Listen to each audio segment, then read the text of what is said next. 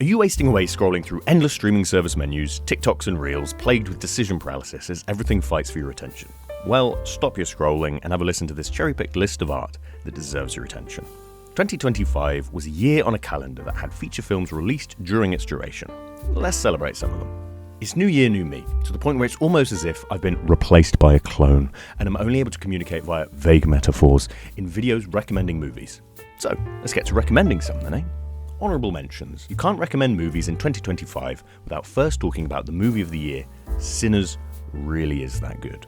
What is there to be said that hasn't been already? How they cloned Michael B. Jordan and replaced his double in those scenes you really can't tell. A flawless effect. And seeing that music sequence in IMAX made my soul ascend to the point where it looked like Vecna was about to get me. Wake Up Dead Man might just be the best in the series.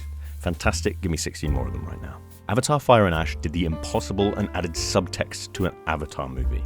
Never bet against Jimmy C. Just like you'd never bet against Mr. Scorsese. This miniseries had me locked to the screen. What an artist, and a fascinating portrayal of a human being by Rebecca Miller, which nicely leads on to Jay Kelly, being one of my favourites. Seeing this in a room of filmmakers at the London Film Festival was a special experience, almost tailor-made to those who work in film, who understand the personal life sacrifices made. Good Boy made me want to be flatmates with Stephen Graham, which, while we're talking about him, Adolescence is as good as everyone says. A must watch. Talk to your boys.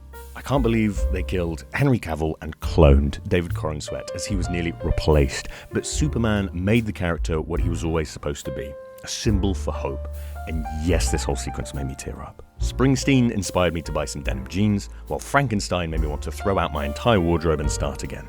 Del Toro, my beloved. Please never stop making movies.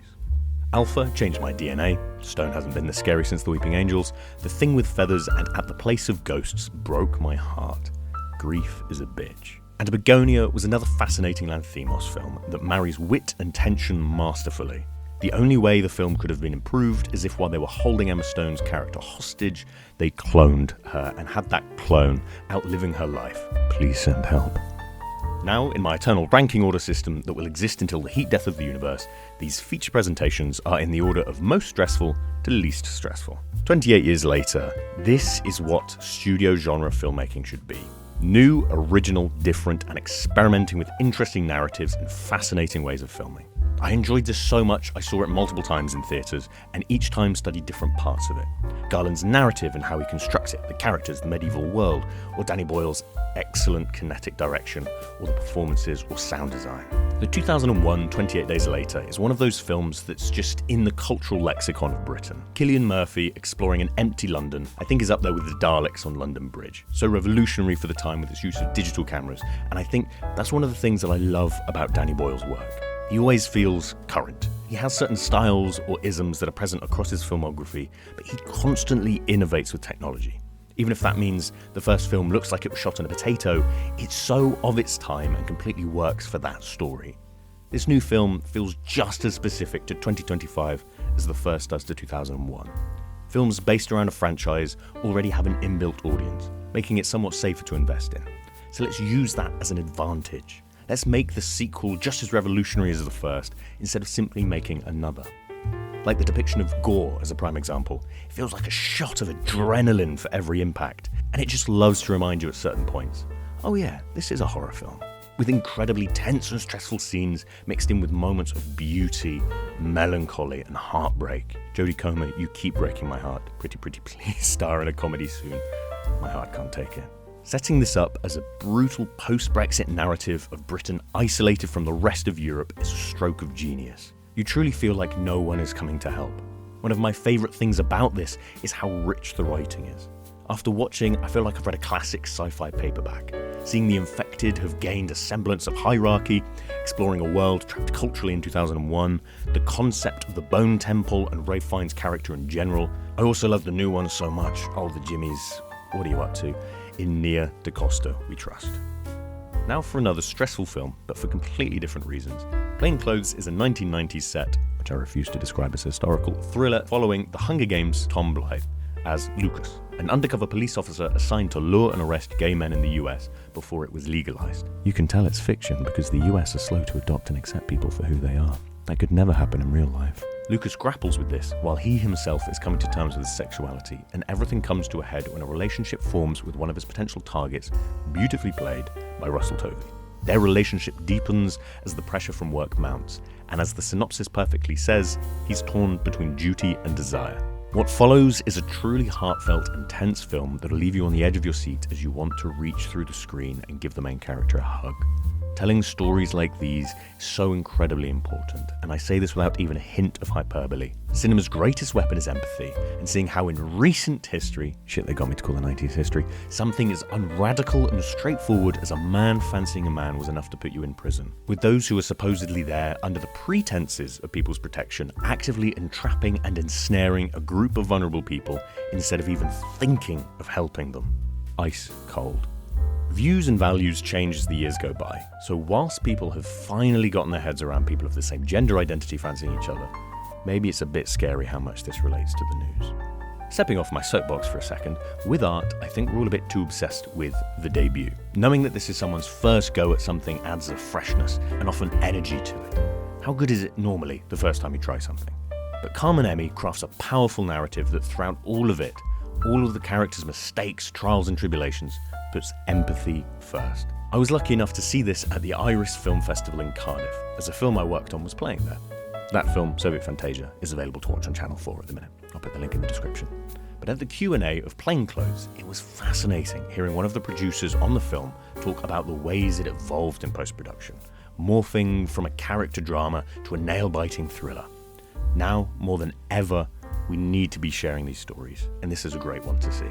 Now for something completely different. Resurrection.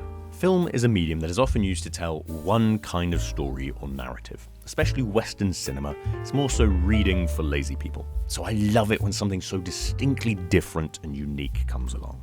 Resurrection is the new masterpiece by filmmaker Bajan, which pushes the audiovisual medium further with what it can achieve. This film is so incredibly visually inventive, it made me want to rush out and pick up a camera to rethink the ways we could be using it. It's set in a future where humanity has traded the ability to dream for immortality. And so in this world, an outcast begins to explore while sleeping, with nightmarish visions of beauty and horror through the human psyche of our deepest desires. Dreams have of course featured in many films, especially sci-fi and primary school creative writing exercises, with the stellar closing line, "And then they woke up."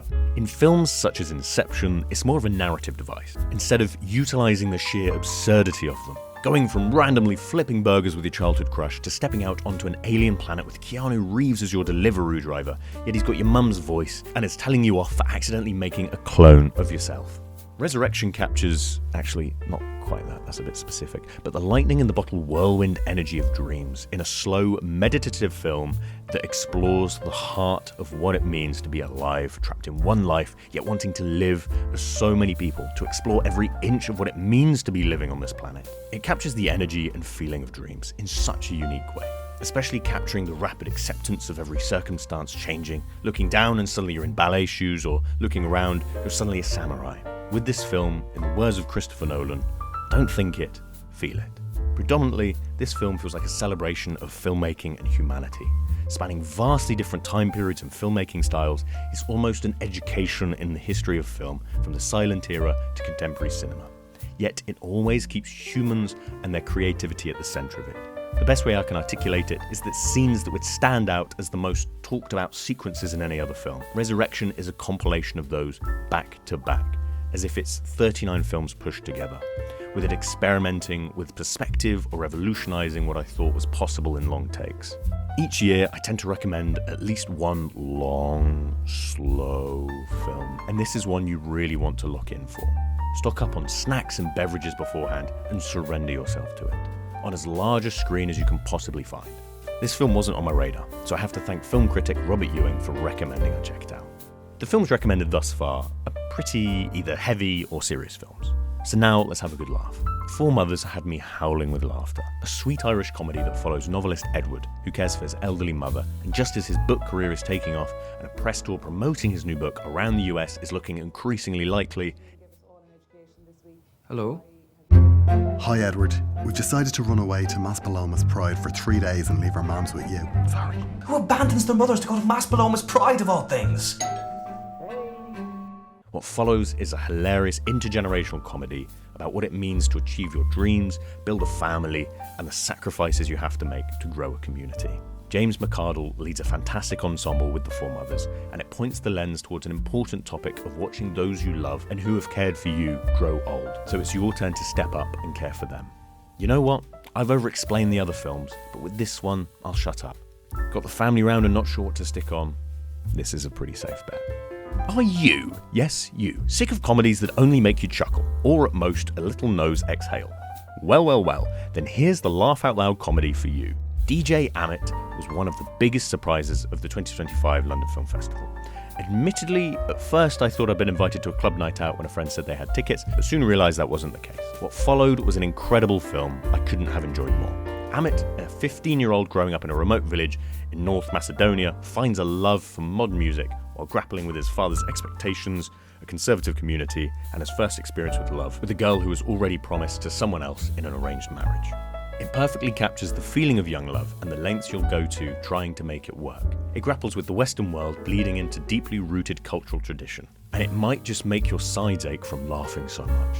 In these videos, I have a habit of sounding hyperbolic, but a couple of beers in and enjoying this film with a packed crowd is one of my favourite movie-going experiences of the whole year.